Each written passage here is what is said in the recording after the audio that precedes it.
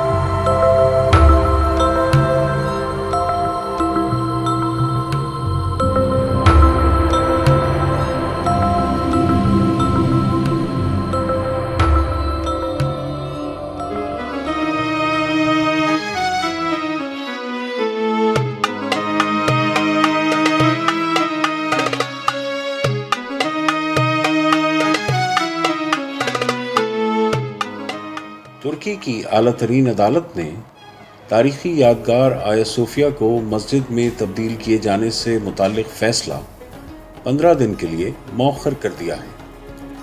तुर्की की council of state ने कहा है कि अदालत 1500 साल पुराने तारीखी मकाम आया सोफिया म्यूज़ियम को मस्जिद में तब्दील करने से मुताल्लिक फ़ैसला अब 15 दिन बाद सुनाएगी। सेकुलर जमातों और बैनुल अक़वामी बरादरी की मुखालफत के बावजूद क़दामत पसंद तुर्क रहनुमा आया सोफिया को म्यूज़ियम से मस्जिद में तब्दील करने का मुतालबा कर रहे हैं।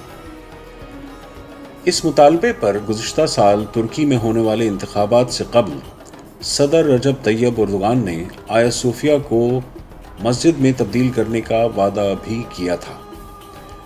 तज्ज़ियाकारों का ख्याल है कि अगर इस तारीख़ी विरसे को मस्जिद में तब्दील किया गया तो तुर्की के अमेरिका और यूनान समेत मगरबी मुल्कों के साथ ताल्लुकात ख़राब हो सकते हैं। हाल ही में यूनान की वज़ीर सक़ाफ़त लीना मेंडोनी की तरफ से तुर्की पर क़दामत पसंदों के मजहबी जज्बात भड़काने का इल्ज़ाम लगाया गया था। उधर आलमी सक़ाफ़ती विरसे की देखभाल से मुताल्लिक़ अक़वाम मुत्तहिदा के इदारे यूनेस्को का कहना है कि कोई फ़ैसला करने से कबल तमाम फरीकों की रजामंदी हासिल की जाए। अमरीकी वज़ीर ख़ारजा माइक पॉम्पियो ने भी बुध को एक ट्वीट में तुर्क हुकूमत से मुतालबा किया था कि वो चाहते हैं कि तुर्की आया सोफिया को म्यूज़ियम ही रहने दे। जबकि दूसरी जानिब गुज़िश्ता माह एक टीवी इंटरव्यू के दौरान तुर्क सदर रजब तैयब एर्दोगान का कहना था कि ये तुर्की की कौमी खुदमुख्तारी का मामला है।